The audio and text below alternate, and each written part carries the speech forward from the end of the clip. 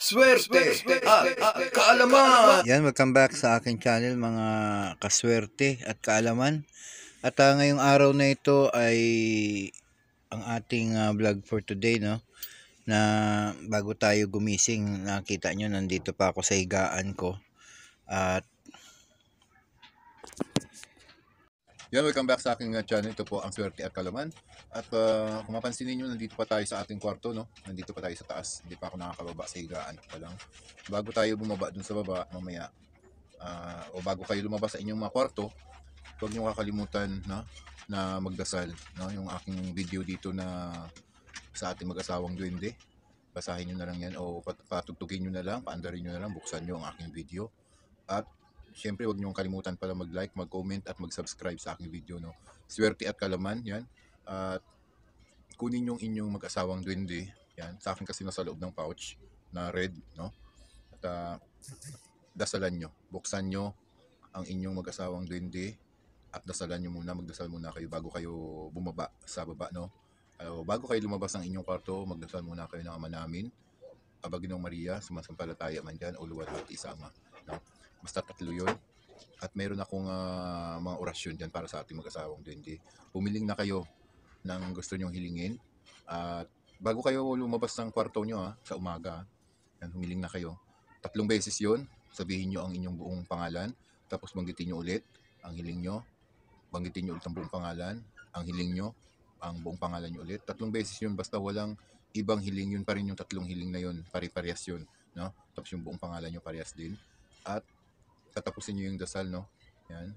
Patapusin nyo lahat yung mga orasyon, no? Tapos pagkatapos na may dasal na kayo, yan, ang gagawin nyo, ibalot nyo ulit, no?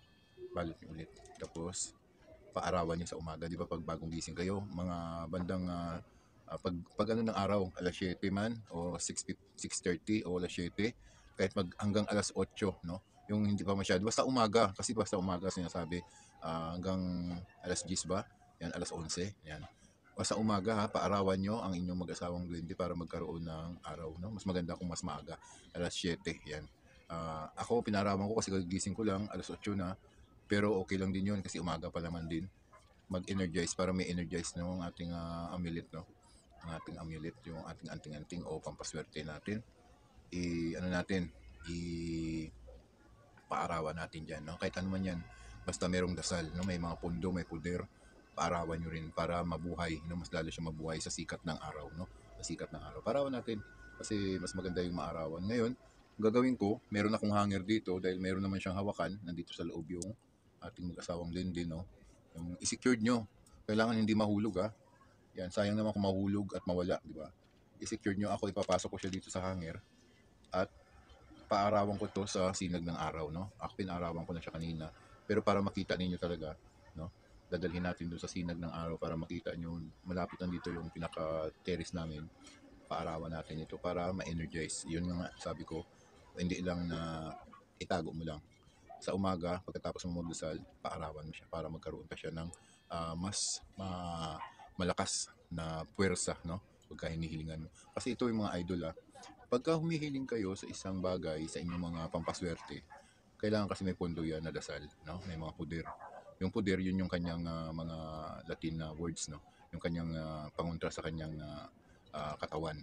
Yung pondo, yung kanyang dasal, no? May mga pondo siyang dasal, katulad ng mga ama namin, mga pondo, pupunduhan mo yan para pagka humihiling ka, may pondo siya ulit, no? Kailangan wag mo siyang paubusan, no? Huwag mo siyang pauubusan ng mga hiling, no? Ng mga dasal. Kasi kung mauubusan ng dasal yan, mauubusan siya ng pagka humihingi ka sa kanya, mahirap siyang tuparin. Kailangan pupunduhan nyo din to, no? Pupunduhan nyo din siya.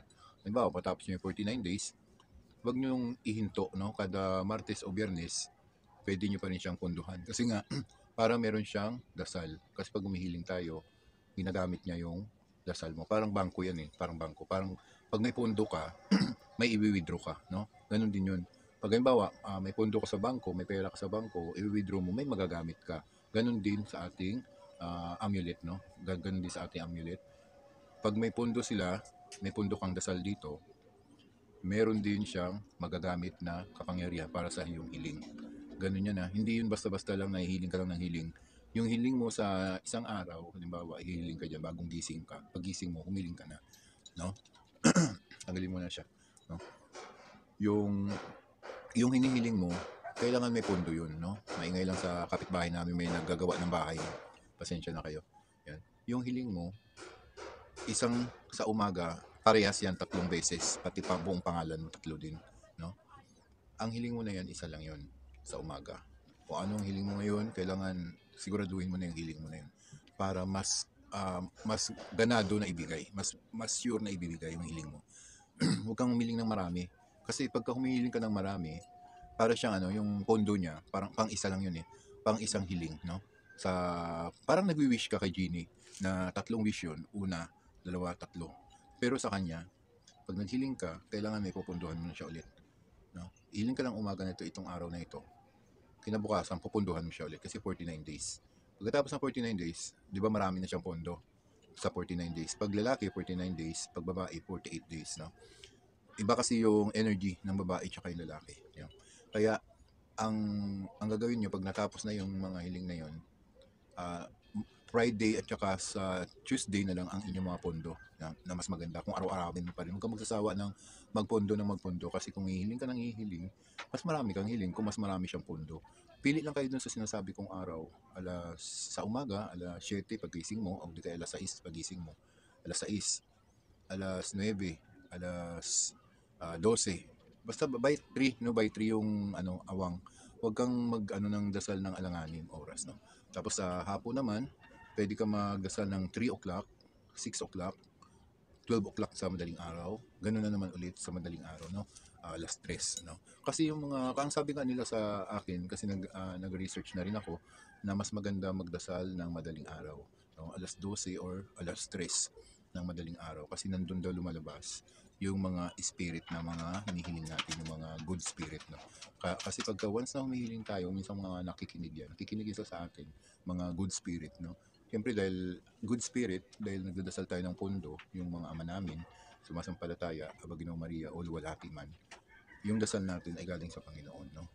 Maganda ang dasal natin, good ang ating dasal, kaya nakikinig yung mga good spirit, yun, may mga hiling tayo na naririnig nila sa alas 12 ng madaling araw o alas 3. Pero mas prefer ko yung alas 3 ng madaling araw. Mas maganda magdasal ng alas 3 ng madaling araw kasi mas tahimik at walang istorbo. Nandun nakikinig yung mga good spirit sa atin at doon yun pagka nagwi-wish tayo, mas maganda, no? Mas maganda na mataimtim, matahimik, no? Mabilis ma-grant yung ating mga hiling pag nagdadasal tayo sa mga tahimik na lugar. Walang may mga umiistorbo sa ating isip, sa ating pagdadasal. No? Kasi minsan sa umaga, pagkagising natin mga banda alas 6, minsan may mga ingay na yan, may mga kung ano-anong tunog, nadidistract tayo. No? Pero mas maganda pa rin talaga kung gusto mong humiling ng magandang hiling, yung talagang maibibigay ka agad. Mga tahimik, no? Tahimik na lugar, yung mga bandang alas 12 or alas 3 na madaling araw. Kaya, ito pa, isa pa, no? Magdasal tayo, kailangan, pagka humihiling ka, ay maganda ang iyong mood, no? Maganda ang iyong mood, yung hindi mainit ang ulo mo, no? Hindi mainit ang ulo mo. Tanggalin mo na yan kasi nagdadasal-dasal ka na gumaganap ka na ng mga pampaswerte. Alisin mo na yung lagi kang galit, lagi kang may kaaway, lagi kang sumisigaw. Tanggalin mo na yung bawal na yun kasi nag-i-invite ka ng malas. Pagka lagi kang galit, lagi kang nagmumura, lagi kang may kinainisan, tanggalin mo yun sa sarili mo. Kailangan relax ka lang, chill ka lang, at lahat ng kabutihan gawin mo sa iyong sarili. No? Ang ibang tao dyan, pabayaan mo yan. Huwag mo silang papansinin. No? Kasi pag pinapansin mo yan sila, mas lalo yan sila agresibo sa'yo.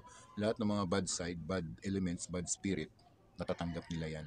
Kung ikaw, gusto mo silang labanan, magkakaroon ka na rin ng bad spirit kasi pabayaan mo sila kung huwag mong papansinin kahit inaano ka na, no? Lumayo ka sa kanila, para wala kang gulo na matatanggap. Layuan mo sila, no? Kung sa loob naman ng bahay, naway ka ng asawa mo, medyo liwaliw ka muna, no? Pasyal-pasyal ka muna sa labas, pahangin-hangin ka doon, palamig ka doon, kain-kain ka doon sa labas para yung init ng ulo mo ay mawala, no? Kung nag-aaway ka sa mga bata naman, kung halimbawang maraming pasaway, mga anak mo pasaway, wag mo masyadong dibdibin na ganyan, no? Kunting lang, yung Intindi mo sa kanila na kung ano mga problema sa loob ng bahay, huwag kang galit ng galit kasi nag-i-invite ka niya ng mga kamalasan sa loob ng bahay. Yung ini-invite mo yung mga negative energies, no? Kailangan lang, chill ka lang kasi pagka may mga ganito ka na, kailangan mo maging chill ka lang, relax at mag-meditate ka na lahat ng kasaganaan, lahat ng malinaw na pag-iisip. Basta ang gawin mo, magiging mabuting tao ka lang, sundin mo lang yung sinasabi ko na relax ka lang, relax lang para yung mga positive energies matatanggap mo, ma-observe mo na mga positive energies. Doon mo maintindihan at doon mo malalaman na mas mabisa yung ating healing sa ating mag-asawang DMD. Ganun ang gawin mo, no? At ito na nga, dahil sa paarawan natin, pakikita ko sino kung paano ko gagawin paarawan. Ito na, ipapasok na natin siya sa hanger, no? Paarawan natin yan. Ito yung ating dito natin yan ilalagay. Ayan. Secure dyan. Ayan, paarawan natin yun sa sikat ng araw. Kahit na mga 1 minute lang. Ma-energize mo siya 1 minute lang. O di kahit gusto mo 1 hour, ganyan. Mas matindi yung kanyang positive energy, no? Yan. Paarawan natin yan sa sinag ng araw. Sa sinag ng araw, yan.